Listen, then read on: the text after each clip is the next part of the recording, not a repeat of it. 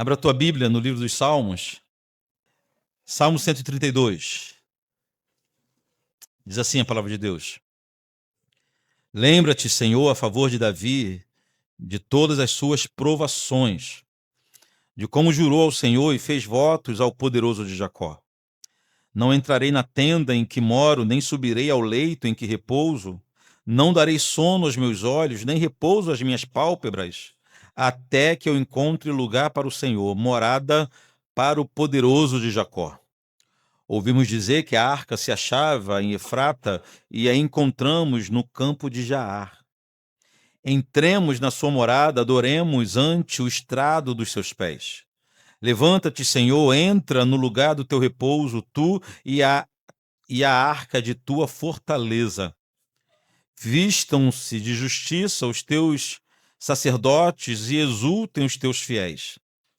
Por amor de Davi, teu servo, não despreze o rosto do teu ungido. O Senhor jurou a Davi com o firme juramento e dele não se apartará. Um rebento de tua carne fará subir para o teu trono. Se os teus filhos guardarem a minha aliança e os testemunhos que eu lhes ensinar, também os seus filhos se assentarão para sempre no teu trono. Pois o Senhor escolheu a Sião, preferiu-a por sua morada. Este é para sempre o lugar do meu repouso. Aqui habitarei, pois o preferi. Abençoarei com abundância o seu mantimento e de pão fartarei os seus pobres. Vestirei de salvação os seus sacerdotes e de júbilo exultarão os seus fiéis. Ali farei brotar a força de Davi. Prepararei uma lâmpada para o meu ungido. Cobrirei de vexame os seus inimigos, mas sobre ele florescerá a sua coroa. Vamos falar com Deus. Pai amado, muito obrigado, porque mais uma vez aqui nessa reunião nós tivemos a chance de ler uma pequena porção da tua palavra. Agora nós clamamos pela ação do Espírito Santo nos fazendo entender. Se o Espírito Santo não trabalhar nesse momento em nossas vidas, nós não seremos edificados, Pai, com tua palavra. Mas que o Espírito Santo nos dê a iluminação necessária para a compreensão. Disso nós dependemos. Em o nome de Jesus. Amém.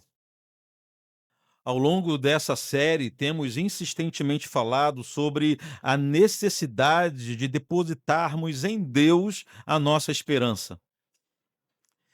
Temos falado muitas vezes sobre a necessidade que nós temos de descansar no Senhor em dias tão difíceis.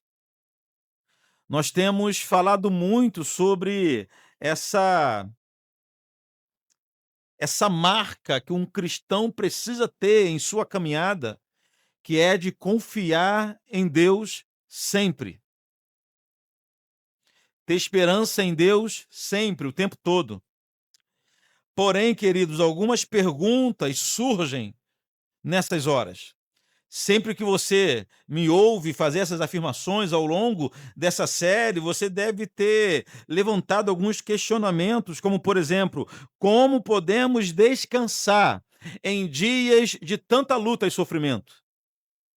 Como podemos manter a esperança viva em dias de tanta incerteza? Como não desanimar na peregrinação em dias tão difíceis, com tantos obstáculos? A única resposta para todas essas perguntas é mantendo a fé viva, que é o título da mensagem de hoje. Mantendo a fé viva, não é mantendo o pensamento positivo.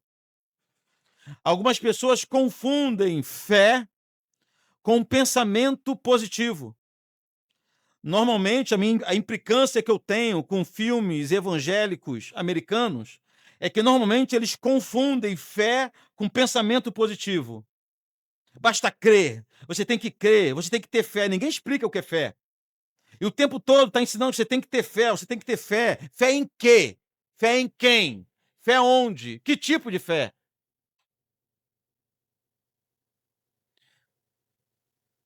Então não estou dizendo que os irmãos devam ser otimistas, apesar de ser bom ser otimista. Não é ruim o otimismo. Mas eu estou dizendo que para suportar as dificuldades que os irmãos têm atravessado ou ainda atravessarão, é necessário ter uma fé viva, manter sua fé viva. Aí surge uma outra pergunta: o que afinal é fé? É o que os filmes não respondem. O que é fé de verdade? O que é fé bíblica? Por exemplo, há quem acredita que fé é como subir em uma escada onde você não vê os degraus. Você já ouviu essa analogia? Você dá o primeiro passo, você põe o pé no degrau sem vê-lo. Isso é fé. E conforme você vai subindo, Deus vai colocando o degrau aonde você não está enxergando. Há quem acredita que ter fé é você caminhar na escuridão, onde você não compreende nada, é entrar, invadir o sobrenatural. De forma que você não compreende, não vê, não entende, e ainda assim você vai caminhando sem ver o chão, e Deus vai colocando o chão conforme você caminha. Tem gente que acredita que isso é fé.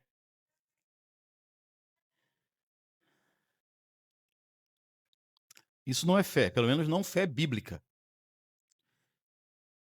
Queridos, essas metáforas, essas analogias, podem, na melhor das hipóteses, explicar o que é presunção, não fé. E a gente confunde presunção com fé. Essa certeza de que eu posso tomar uma decisão, essa certeza que eu posso dar o passo que eu quiser, andar pelo caminho que eu quiser, executar o plano que eu quiser, que Deus vai me abençoando à medida que eu ando, só pode ser presunção. Como se Deus tivesse a obrigação de satisfazer os nossos planos. Como se Deus tivesse a obrigação de sempre dar um sim aos nossos projetos e aos nossos passos. Como? Como posso eu decidir sozinhos planos importantes da minha vida, ouvindo somente o meu coração, que já aprendemos que o coração é um poço de ilusão, e depois achar que o Senhor é obrigado a me abençoar? O nome disso não é fé. O nome disso é presunção. É você tomar as decisões sem consultar a Deus. É você tomar as decisões, às vezes, sabendo que está contrariando a vontade do Senhor. E depois querer ser abençoado em suas atitudes. Isso não é fé, pelo menos não fé bíblica. A fé bíblica, irmãos, é somente e tão somente depositar a confiança na palavra de Deus. Fé verdadeira é crer no que Deus disse. Fé bíblica é confiar tão somente no que Deus falou. Vou dar um exemplo. Muitos creem que todo o universo surgiu a partir do nada. Você acredita também que do nada um átomo explodiu e... Você acredita também que foi assim? Você acredita que seus antepassados eram um macacão, um chimpanzé, um gorila, né? Acredita também? Muitos creem assim. Nós, porém, cremos que foi o Senhor quem criou todas as coisas. E por que nós cremos assim? Porque está escrito. Isso é fé. Está escrito, só cremos na criação da forma que nós cremos. Não é porque ninguém inventou, não é porque alguém nos ensinou, mas porque está escrito. Eu vou ler para os irmãos Hebreus, capítulo 11, justamente o trecho da carta aos Hebreus que está tratando da fé e dos heróis da fé.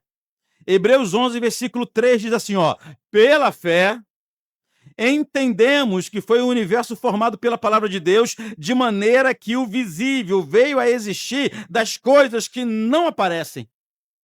Ou seja, nós acreditamos porque está escrito lá em Gênesis 1:1 que foi Deus que criou todas as coisas. Isso que o autor aos Hebreus está nos lembrando. Por que nós cremos? Porque está escrito. Cremos pela fé.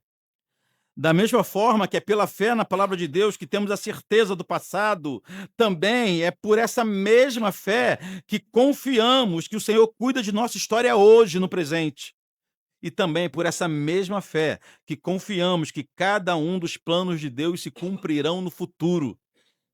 Então, fé não é você confiar em sua imaginação. Fé não é você confiar em uma palavra qualquer.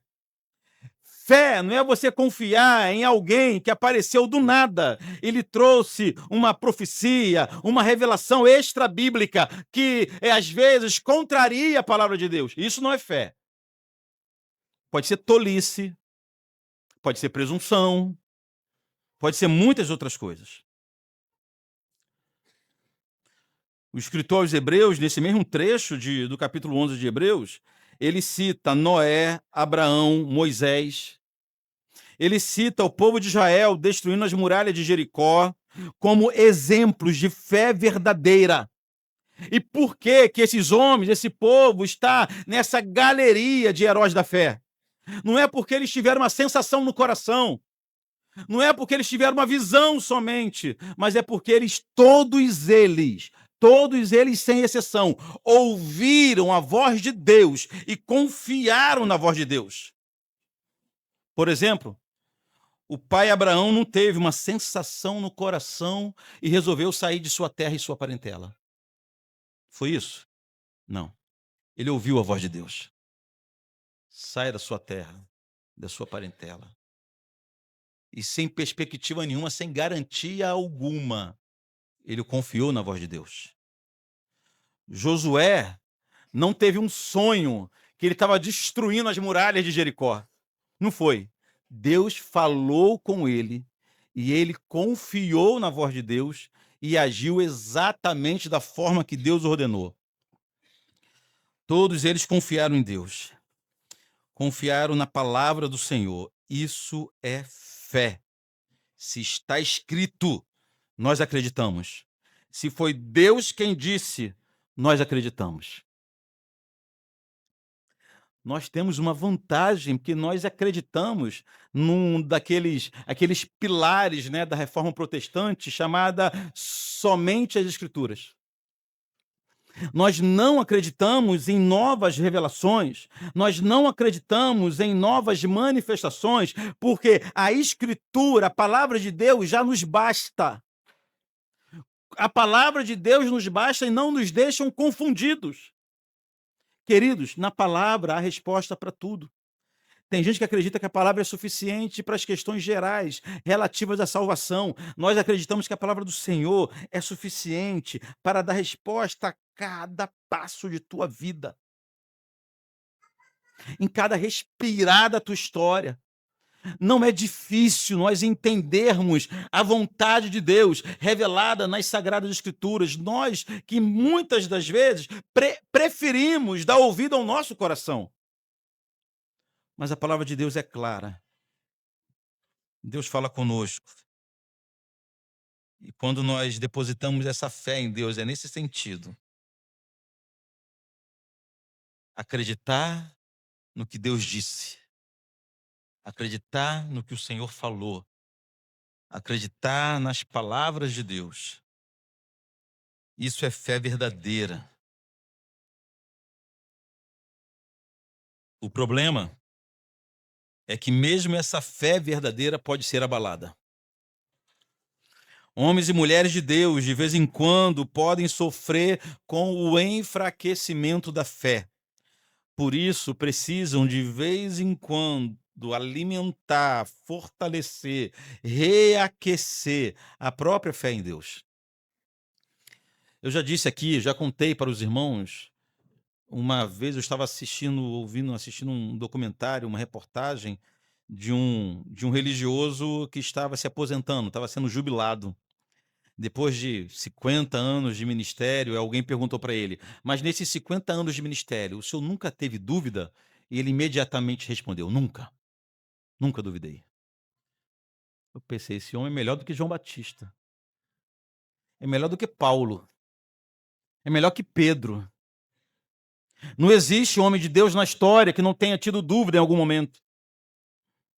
Não existe mulher de Deus na história que em algum momento não tenha tido sua fé abalada. As dúvidas não tenham subido ao coração e à mente. Não existe. Jesus citou João Batista como o maior homem nascido de mulher, segundo Jesus. João Batista, aquele que teve uma vida diferente de qualquer outro homem na história. 700 anos de profecia, 30 anos se preparando para 6 meses de ministério. E morreu decapitado numa prisão. Mas antes de morrer, ele mandou um recado para Jesus, chamou os seus discípulos e perguntou: você é mesmo Jesus? É você mesmo que havia de vir? Ou ainda precisamos esperar outro? João Batista tinha batizado Jesus, tinha tido contato, aquele episódio em que todos viram no batismo de Jesus o Espírito Santo descendo como uma pomba sobre a sua cabeça, a voz de Deus, de forma que todos ouviram, tanto ouviram que narraram. Mas ainda assim, mesmo depois dessa experiência, o homem da categoria de João Batista teve dúvidas, teve incertezas, teve sua fé abalada. É necessário, de vez em quando, a gente cuidar de aquecer a própria fé. Como disse o profeta Abacuque, aviva, Senhor, a sua obra no decorrer dos anos. Ou seja, de tempo em tempo há necessidade de um avivamento na obra do Senhor e no nosso coração também. O Salmo 132 é uma bela oração de cultivo da fé. É isso que o salmista é um dos maiores salmos, ou talvez o maior salmo, pelo menos dessa série que estamos fazendo. É aquele tipo de oração que fazemos para regar a nossa fé quando dúvidas tentam nos dominar. E o salmista, nesse caso, era o rei Salomão. Ele cultivou a sua fé, ele fortaleceu a sua fé de duas formas. Primeiro, olhando para o exemplo de seu pai Davi. E segundo, lembrando da aliança de Deus. Tem várias outras formas de cultivarmos a fé. Salomão aqui lembrou do exemplo de seu pai, parte da oração. Em outra parte da oração, ele lembrava da aliança do Senhor. Eu fico pensando se homens da categoria de Salomão tinha que reaquecer a fé, o que nos leva a acreditar que nós podemos ter uma vida relaxada, né? Nesse sentido. Eu temo entender aquelas pessoas que, ao se sentirem fracas, a primeira coisa que fazem é se ausentar da comunhão da congregação. Algumas pessoas chegam para mim e falam: pastor, eu não fui ontem porque eu não estava bem. O dia que você estiver mal, é que você tem que estar aqui. O dia que você estiver bem, esteja conosco. Mas o dia que você estiver mal, não deixe de estar conosco. A necessidade de um aquecimento na fé, a necessidade de uma exortação na palavra de Deus, a uma ministração do Espírito Santo que acontece no seio da congregação. A vida de um desigrejado é difícil nesse sentido, porque as ministrações, Deus pode cuidar de todo mundo da forma que Ele quiser, mas Ele escolheu cuidar de nossas vidas através da congregação. As ministrações de Deus para o cristão estão todas na dependência de uma coletividade. É orar uns pelos outros, levar as cargas uns dos outros, suportar uns aos outros, exortar uns aos outros. É a necessidade de uns aos outros sempre. Queridos, há um perigo imenso quando nós negligenciamos essa necessidade de aquecimento da fé. O sábio Salomão, ele olhou para o exemplo do seu pai e ele lembrou da aliança do Senhor para reacender a fé no seu coração. O rei Salomão fez essa oração na cerimônia de dedicação do templo. Você não precisa abrir, depois você pode ler em casa, segundo Crônicas capítulo 6, versículo 41 adiante, tem a cerimônia da consagração do templo ao Senhor. E nessa oração ele fez 3 pedidos. Primeiro, que o Senhor entrasse em seu santo lugar, ou seja, que Deus habitasse em um templo feito por mãos de homens. Não há incoerência nisso. Não há incoerência nisso. Muitas pessoas, tentando militar contra a necessidade da reunião com a congregação, lembra desse texto, né, que Deus não habita em templos feitos por mãos de homem. Mas foi Salomão que disse na inauguração do templo. E a resposta de Deus foi o seguinte: eu estarei sempre atento à oração feita nesse lugar, porque eu escolhi e separei esse lugar. Era a resposta de Deus. Então Salomão primeiro orou para que o Senhor entrasse em seu lugar. Depois ele pediu que o Senhor abençoasse todos que frequentavam e serviam no templo. E, por fim, que o Senhor guardasse o rei. Essa é a primeira parte do Salmo. A oração de Salomão era um clamor para que Deus habitasse entre o povo. E que sua presença gloriosa, e que a presença gloriosa de Deus no meio do povo redundasse em bênçãos para toda a nação. Essa era a oração do rei. Senhor, esteja aqui em nosso meio. Habite entre nós. Irmãos, foi Deus quem escolheu habitar no meio de homens. Foi Deus quem escolheu no que nós chamamos de tabernacular, levantar uma tenda no meio de homens e habitar no meio de homens. Mas a oração do rei era que essa habitação de Deus, essa presença do Senhor no meio da congregação, gerasse bênçãos para todos. Essa era a oração. Mas para fundamentar, digamos assim, esse pedido, para demonstrar a fé que ele tinha no Senhor, como eu disse, ele usou 2 suportes, 2 colunas, 2 fundamentos.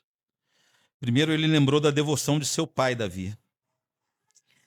Salomão, ele lembrou dos acontecimentos narrados no segundo livro de Samuel, do capítulo 6 ao capítulo 7. Ocasião em que Davi não mediu esforços para recuperar a arca da aliança do Senhor que tinha sido roubada.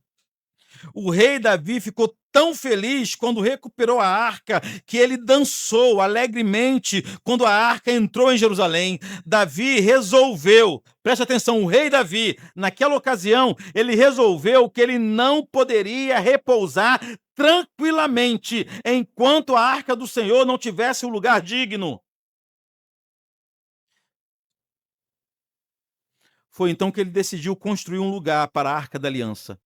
Construir um grande templo para abrigar no seu interior a Arca do Senhor, que apontava para a presença de Deus. São essas lembranças que Salomão trouxe à memória dos versículos 1 ao versículo 7. Olha só, vamos ler, eu vou ler de novo para os irmãos. Volta agora para o nosso texto de Salmo 132. Lembra-te, Senhor, a favor de Davi, de todas as suas provações, de como jurou ao Senhor e fez voto ao poderoso de Jacó. Qual foi o voto de Davi? Não entrarei na tenda em que moro, não subirei ao leito em que repouso, não darei sono aos meus olhos, nem repouso às minhas pálpebras, até que eu encontre lugar para o Senhor, morada para o poderoso de Jacó. Ouvimos dizer que a arca se achava em Efrata, e a encontramos no campo de Jaar. Entremos na sua morada, adoremos ante o estrado de seus pés. As lembranças que vinham na memória de Salomão eram as cenas de devoção de seu próprio pai. As lembranças do relacionamento que seu pai tinha com Deus fortaleciam a fé de Salomão. Possivelmente ele lembrou dos dias que viu seu pai em grande tristeza e como Davi reagia nesses dias. Possivelmente ele lembrou dos votos que viu seu pai fazer e como seu pai os cumpriu à risca.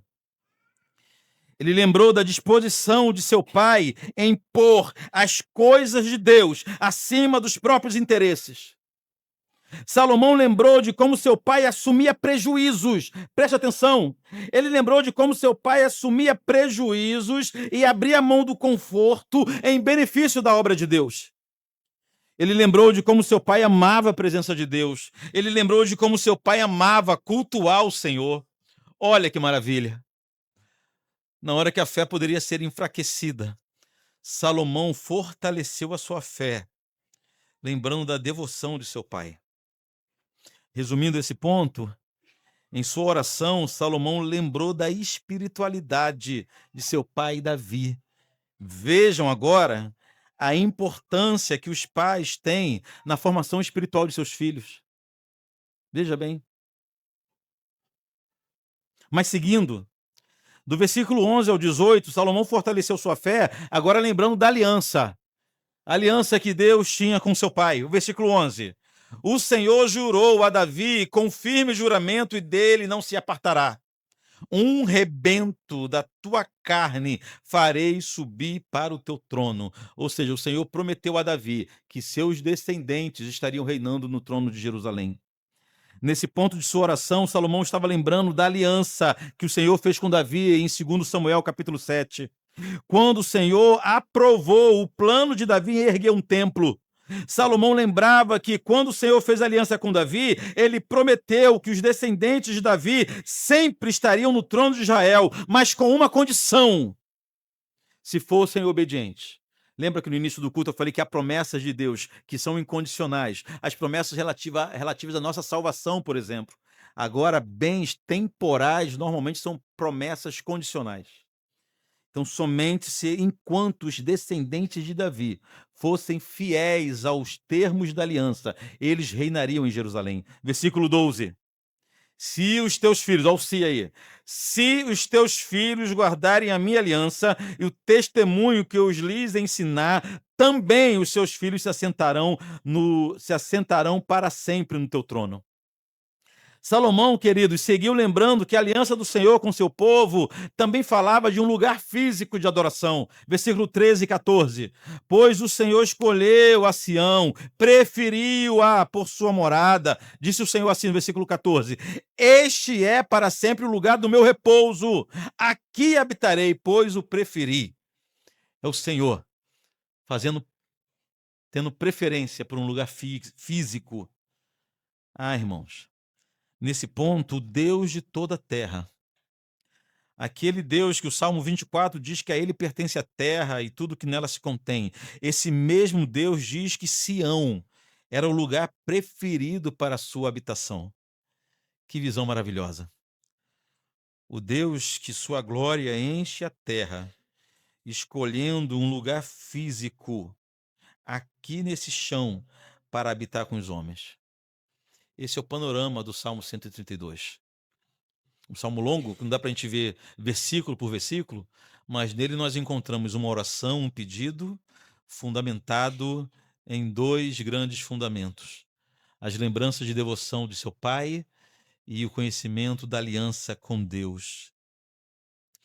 O que encontramos aqui no Salmo 132 é o rei Salomão em uma fervente oração, em uma piedosa oração, fundamentando sua fé nas boas lembranças que tinha de seu pai, olhando também para as promessas do Deus da aliança. Ele não acreditava que Deus tinha o dever de abençoá-lo só porque ele pedia com jeitinho. Ele não acreditava que o simples desejo do seu coração, sem nenhuma fundamentação bíblica, fosse capaz de mover as mãos de Deus. Ele não acreditava que a oração fosse uma forma de pôr Deus contra a parede, nada disso. Salomão se espelhava no exemplo de seu pai e confiava na aliança do Senhor. Apenas dois fundamentos, dois elementos de oração. Aí quando a gente dá um salto, a gente dá um pulo para o Novo Testamento, a gente constata que a oração de Salomão foi atendida na íntegra, na íntegra. Quando olhamos para o Evangelho de João, por exemplo, concluímos que essa oração que Salomão fez, cheio de fé verdadeira,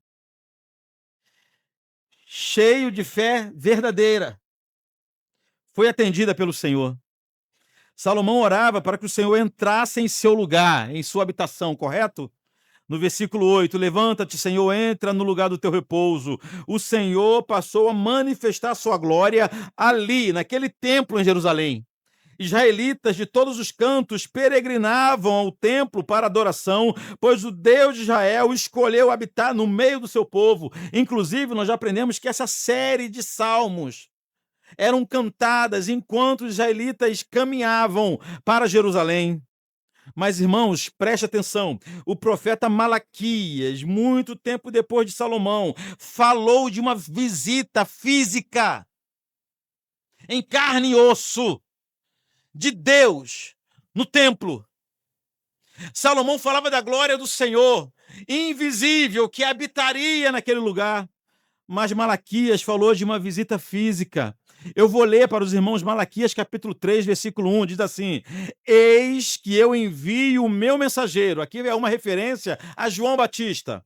O meu mensageiro que preparará o caminho diante de mim.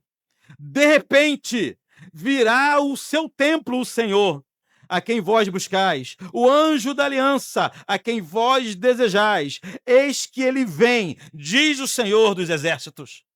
Prestaram atenção?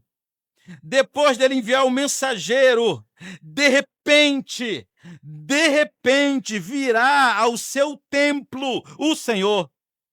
Malaquias estava dizendo que o Senhor fisicamente, de uma forma que todos pudessem ver, visitaria o templo em Jerusalém. Pense, que promessa maravilhosa! Mas o profeta seguiu dizendo que aquela visita não seria uma visita tão agradável assim. Olha as palavras do profeta: mas quem poderá suportar o dia de sua vinda? Está falando da visitação no templo ainda. E quem poderá substituir ou subsistir quando ele aparecer? Porque ele é como o fogo do ourives. Vocês querem a presença dele? A presença dele é como o fogo do ourives. E os irmãos já entenderam a analogia aqui. Ou seja, Malaquias profetizou que o Senhor visitaria o seu templo, mas não seria um dia de alegria para todos, porque quando o Senhor visitasse o seu templo, não seria a passeio, seria para a purificação. Por isso a analogia é o fogo do ourives. A oração de Salomão foi atendida e a profecia de Malaquias se cumpriu no Evangelho de João, no capítulo 2, no versículo 13, onde encontramos o Senhor Jesus entrando no seu templo, conforme pediu Salomão, conforme profetizou Malaquias, mas como disse Malaquias, não foi um dia alegre, mas foi um dia de juízo. Isso porque, segundo João 2,13, o Senhor entrou no seu templo com um chicote nas mãos, um arrazoague nas mãos, um elemento de purificação em suas mãos. Ele entrou no templo para limpar o espaço de culto. Ele entrou no templo para livrar o templo daqueles que faziam da fé mercadoria. Ele entrou no templo para livrar o templo daqueles que passaram a comercializar as coisas de Deus. Ele entrou no templo para livrar o lugar de adoração daquelas pessoas que visualizavam a fé, a religião apenas como fonte de lucro. Por isso ele entrou no templo. Ele entrou no templo para lembrar, e essas eram as palavras de Jesus: a minha casa será chamada casa de oração. Casa de oração. A visitação tão desejada por Salomão, prevista por Malaquias, descrita em João capítulo 2, versículo 3, em Mateus capítulo 21 também, é o cumprimento da palavra de Deus. É a oração de Salomão sendo atendida. Existe um outro nível que essa oração será atendida quando o Senhor voltar definitivamente, para nos tirar daqui, para nos arrancar desse lugar. Mas em sua oração também, Salomão também pediu que o Senhor guardasse o seu ungido, o rei. Ao versículo 10. Por amor de Davi, teu servo, não despreze o rosto de teu ungido. Um dos termos da aliança, queridos, do Senhor com Davi, era que sempre reinaria no trono de Israel um filho de Davi. Mas chegou uma época em que nem havia rei em Israel mais. Quem governava Israel, quem governava a Terra Santa era Roma. Devido justamente a tanto pecado, a tanta iniquidade. Não apenas a dinastia de Davi perdeu o trono de Jerusalém, como o próprio povo não tinha mais autonomia alguma. Era César que governava em Jerusalém, em Israel. Mas ainda assim, houve um dia que a oração de Salomão foi atendida plenamente. Pelo menos foi isso que o anjo disse a Maria, em Lucas capítulo 1, versículo 30 e 33. Eu vou ler para os irmãos. Olhe que o anjo disse a Maria. Mas o anjo lhe disse: Maria, não temas, porque achaste graça diante de Deus. Eis que conceberás e dará à luz um filho, a quem chamarás pelo nome de Jesus. Este será grande e será chamado Filho do Altíssimo. Preste atenção agora. Deus, o Senhor, lhe dará o trono de Davi, seu pai. Ele reinará para sempre sobre a casa de Jacó, e o seu reinado não terá fim. Olha a oração de Salomão. Jesus era o descendente de Davi. Jesus era o descendente de Salomão, que assumiria o trono, mas obviamente não aqui um trono físico em Israel, pois o próprio Jesus disse em João 18:16 que o meu reino não é deste mundo. Jesus, depois de sofrer a cruz por nossos pecados e ressuscitar vitorioso sobre a morte, ele mesmo disse que o Pai o deu toda a autoridade. Jesus subiu ao céu e Estevão disse que viu Jesus à destra de Deus. Pedro, em 1 Pedro 2:22, também disse que Jesus está à destra de Deus, ficando-lhe subordinado anjos, potestades e poderes. Em Apocalipse 4, João disse que viu o mesmo Jesus assentado e rodeado de glória e poder. Isso porque, irmãos, Jesus, o filho de Davi, cumprindo a aliança que Deus tinha com Davi, assumiu um trono para reinar para sempre. Jesus, ele não irá reinar um dia. Jesus, ele já reina, ele já é rei. O seu reino um dia será completado em nossas vidas, mas ele já é rei. Nós não vivemos ansiando pelo dia em que Jesus irá reinar nesse lugar. Ele já reina nesse lugar.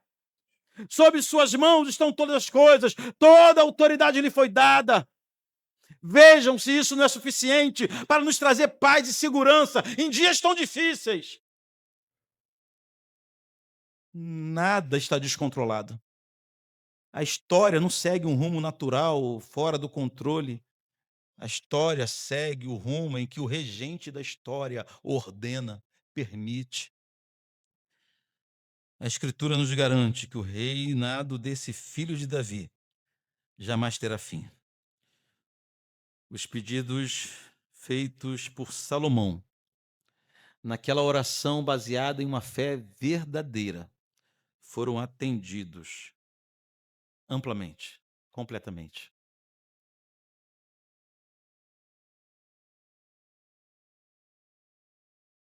Vou te falar uma coisa.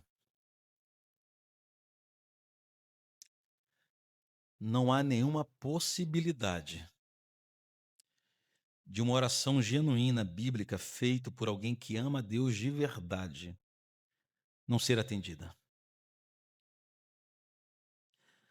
A palavra de Deus diz o seguinte, ó: alegra-te do Senhor, agrada-te do Senhor, e Ele satisfará o desejo do teu coração. Não é o que está escrito? Vamos entender direitinho essa palavra. Agrada-te do Senhor, ou algumas versões, deleita-se no Senhor.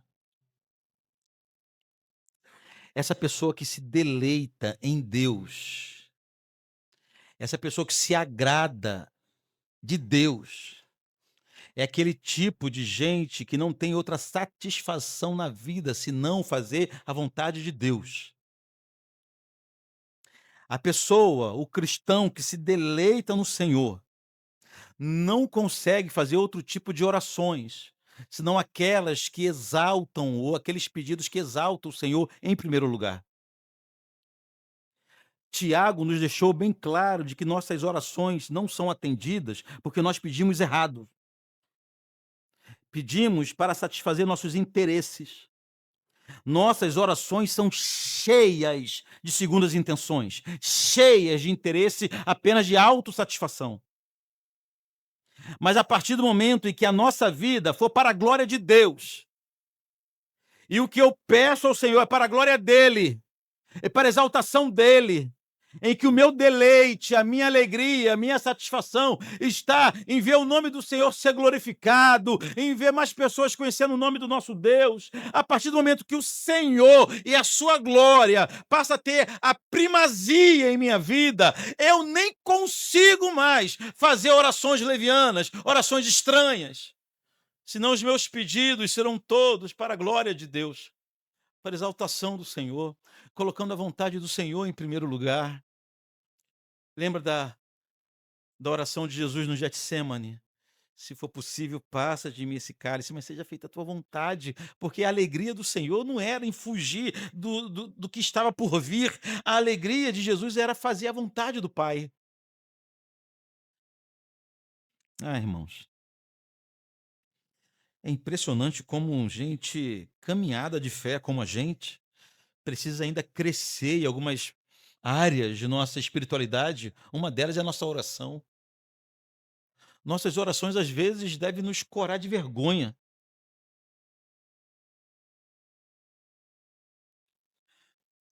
A Bíblia nos dá a entender que o Espírito Santo codifica nossas orações, né? Enquanto nós oramos, a Bíblia fala que nós não sabemos orar como convém. Por isso que o Espírito Santo intercede por nós com gemidos inexprimíveis. São as palavras utilizadas pela palavra de Deus. É como se nós falássemos e o Espírito Santo codificasse para chegar no trono da graça. Então, quando a gente pede aqueles negócios esquisitos que a gente pede, lembra aquelas orações que você fez já que tinha nada a ver? Lembra? Lembra daquela? Eu acho que o Espírito Santo segura para ele. Não, ele não pediu nada, não. Uma tolice tão grande. O Espírito Santo nem chega diante do planeta, não. O que ele falou? Falou nada. Falou uma bobagem ali. Graças a Deus nós temos o Espírito Santo orando por nós, intercedendo por nós, santificando nossos pedidos, santificando nossas orações. Mas, sobretudo, o que tem que mudar é o nosso coração.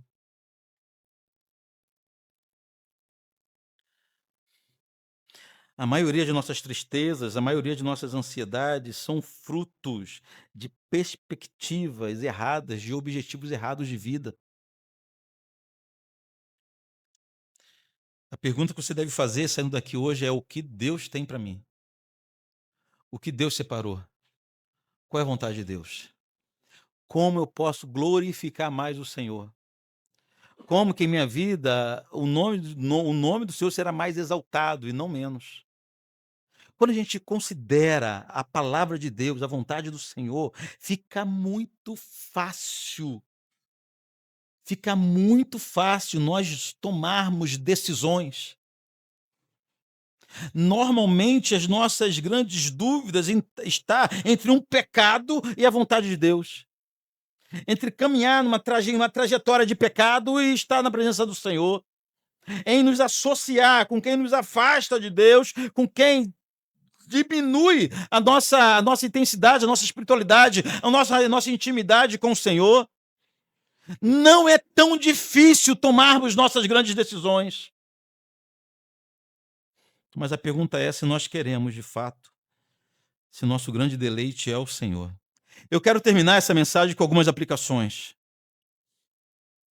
A primeira, queridos, eu não preciso dizer que a tua fé está sob ataque. É muito comum que a fé esfrie com o passar do tempo. É necessário um exercício diário das lembranças das obras do Senhor, das lembranças das palavras de Deus, para termos a nossa fé revigorada. É necessário diariamente esse exercício. Não é uma simpatia, não é um amuleto, não é um ritual, mas é nos voltarmos para o Senhor diariamente, é nos voltarmos para a sua palavra diariamente, nos alimentarmos de sua palavra diariamente. Me escute, se você fecha a tua Bíblia aqui no culto e só abre ela domingo que vem, jamais você vai ter uma fé firme. Nunca. Impossível. Ouça a voz do Senhor. Leia a palavra do Senhor, esteja constantemente em contato com a palavra do Senhor ao longo dos seus dias. É necessário para você vitaminar, revigorar a sua fé. Mas também é exemplo do que nós vimos hoje, nós precisamos ou podemos fortalecer nossa fé olhando os exemplos do passado. O rei Salomão olhou o exemplo de seu pai, Davi, olhou para a história de Davi, para a devoção, para a fé de Davi. Se por algum motivo, meu querido, você não encontrar em seus antepassados um exemplo de fé a ser seguido, busque na história. Essa pode ser a realidade de grande parte nossa. Olha para trás. E de repente o pai não foi um exemplo de fé, a mãe não foi. De repente até o contrário. Há irmãos que quando olham para trás, o que encontram, o que lembram é de tristeza, de vergonha, mas há uma infinidade, centenas, milhares de homens na história, de mulheres na história, servos e servas de Deus, que podemos olhar o seu exemplo, o seu testemunho, para também fortalecer nossa fé entre os discípulos. Aquela multidão incontáveis de irmãos nossos que perderam a vida no primeiro século, principalmente do primeiro ao terceiro século.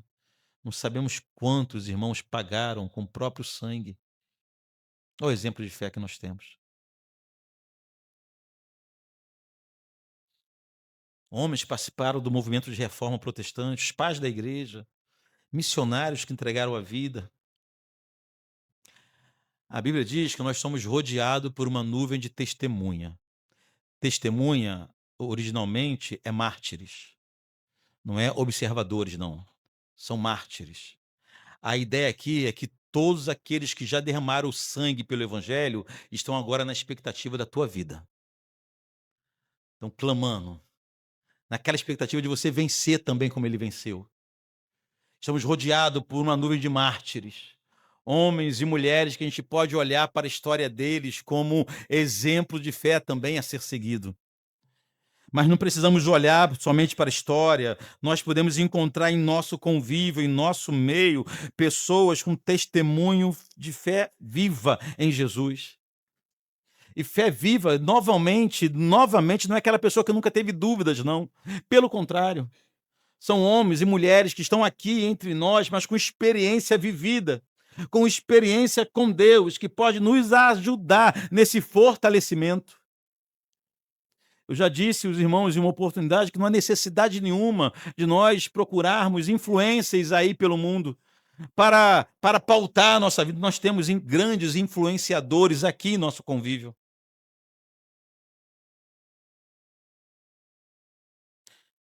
Eu tenho a honra, eu agradeço ao Senhor de termos aqui conosco pessoas como o irmão Luiz, irmã Wanda, gente experiente na fé, irmã Isabel, com a irmã Vera, gente experiente. Eu não sei se você tem esse hábito, eu sempre tive muita alegria em conversar com os mais velhos. Eles passaram por coisas que eu ainda não passei, mas vou passar com certeza.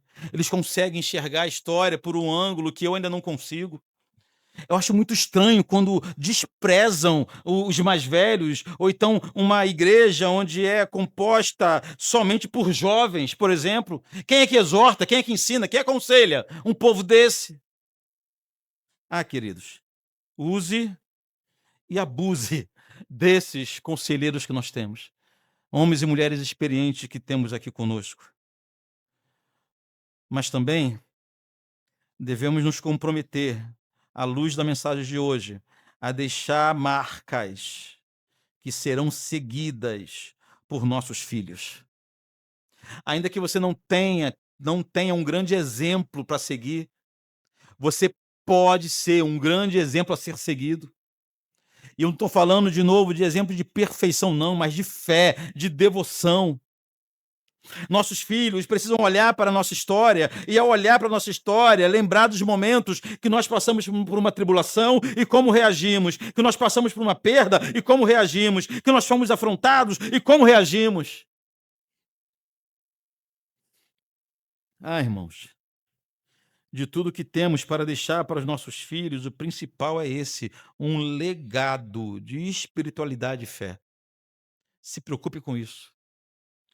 Precisamos também olhar para a aliança do Senhor. Quando nós formos fazer nossas orações, precisamos ter em mente os mandamentos de Deus, a aliança do Senhor. Na aliança entre Deus e seu povo, há promessas de bênçãos temporais, há promessas de bênçãos eternas. Os benefícios da aliança são para os que vivem aliançados, irmãos. Quanto mais conhecemos a aliança do Senhor, quanto mais conhecemos os seus mandamentos, quanto mais conhecemos a sua palavra, a nossa fé é mais fortalecida e nossas orações são mais corretas. Conhecer a aliança do Senhor. Aliança aqui no sentido de seu mandamento, da palavra de Deus. Conhecer a palavra de Deus nos auxilia, nos ajuda em nossas orações.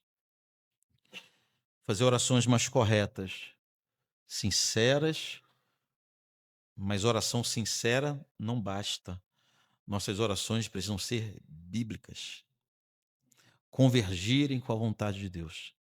Isso só vai acontecer com conhecimento da palavra, com conhecimento da aliança do Senhor. E por fim, não podemos menosprezar o poder destruidor do tempo em nossa vida de fé, em nossa espiritualidade. Não brinque com isso. Não passe longo período sem a comunhão dos santos. Não passe um longo período sem ouvir a exortação da palavra de Deus.